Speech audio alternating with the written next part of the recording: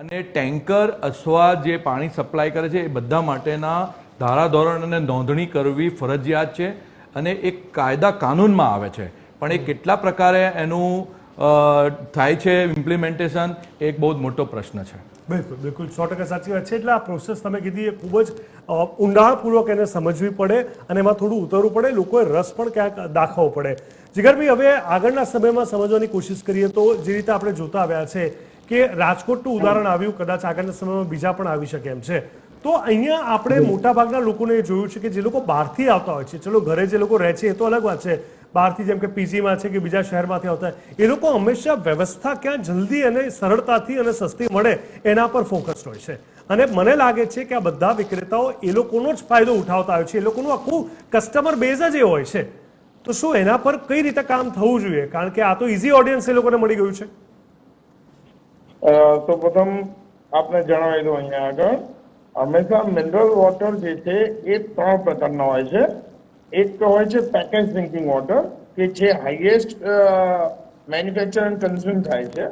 બીજું આવે છે નેચરલ મિનરલ વોટર અને ત્રીજું હોય છે આલ્કલાઇન વોટર. આપણે અત્યારે હાલ વાત કરી રહ્યા છીએ એ પેકેજ ડ્રિંકિંગ વોટર કેટેગરીની વાત કરી રહ્યા છીએ, રાઈટ?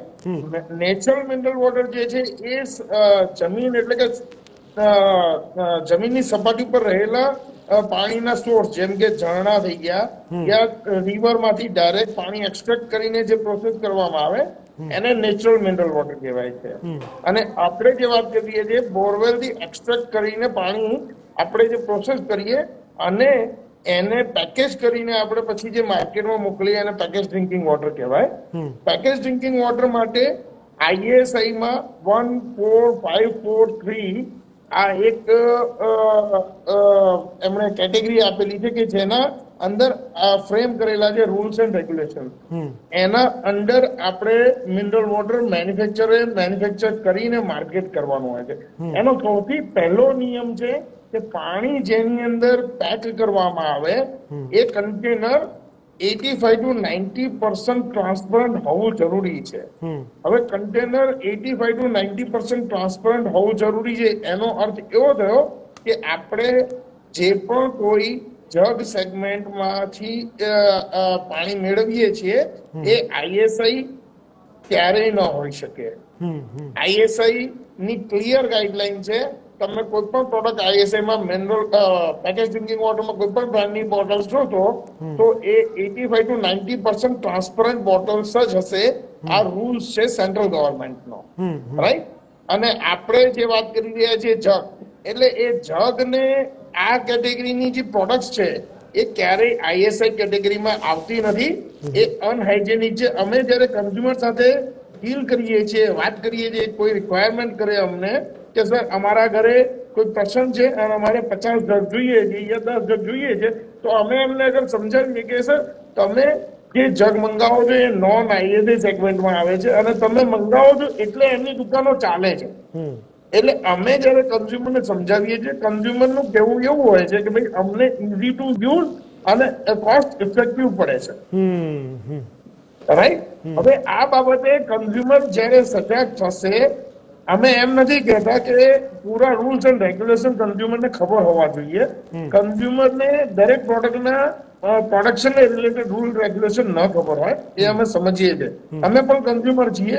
કોઈ પણ પ્રોડક્ટ યુઝ કરીએ તો એના માટે ગવર્મેન્ટે જે કઈ ગાઈડલાઈન બનાવી હોય બધી ગાઈડલાઈન અમને ન ખબર હોય, રાઈટ?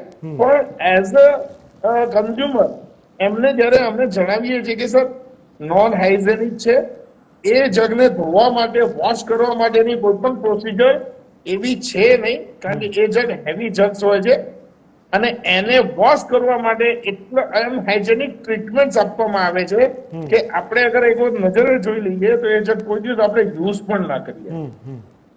એના માટે બેસ્ટ વે છે પેટ બોટલ્સ, પેટ જાર મળે છે માર્કેટમાં. તમે જોયું હશે સ્ટાન્ડર્ડ કંપનીના કોઈ દિવસ જગ નથી આવતા. જગ ઉપર કોઈ કંપનીનું નામ નથી લખેલું હોતું, ISI માર્કો હોતો નથી, મેન્યુફેક્ચરિંગની ડેટ હોતી નથી, એક્સપાયરીની ડેટ હોતી નથી અને એમાં કોઈ પણ જાતનું સીલ હોતું નથી. તમે કઈ રીતે એઝ અ કન્ઝ્યુમર એવી પ્રોડક્ટ કન્ઝ્યુમ કરશો કે જેમાં કોઈ જાતનું સીલ નથી હોતું? આજે માર્કેટમાંથી તમે કોઈ પણ પ્રોડક્ટ લો, બિસ્કિટ 5 રૂપિયાનું અગર તમે લો છો તો એમાં પણ તમે એ પેક બિસ્કિટનું પેકેટ લેશો, ખુલ્લું બિસ્કિટનું પેકેટ કોણ લેશે? અને અગર આપણે એ ખુલ્લું બિસ્કિટ અગર લઈએ છીએ માર્કેટમાંથી અને પછી કહીએ કે અમને અનહાઇજેનિક વસ્તુ મળી, તો સર આપણને ખબર જ હતી ઓપન પ્રોડક્ટ આપણે લઈએ છીએ તો એ હાઇજીન કઈ રીતે હોઈ શકે? બિલકુલ સાચી વાત છે. મીરાબેન, અહીંયા સમજવાની જરૂર છે કે આપણે મૂવી જોવા જવાનું હોય તો સામાન્ય થિયેટર કરતાં આપણે પીવીઆર કે એક બ્રાન્ડેડ જે પહેલાના જમાના કરતાં અત્યારના ટોકીઝ કરતાં અત્યારના જે મલ્ટીપ્લેક્સ છે એને વધારે આપણે પસંદ કરતા હોઈએ છીએ. કપડામાં પણ જોયું કે નાનામાં નાની કપડાની વસ્તુ ખરીદી હોય તો એમાં આપણો બ્રાન્ડ પર ફોકસ હોય છે.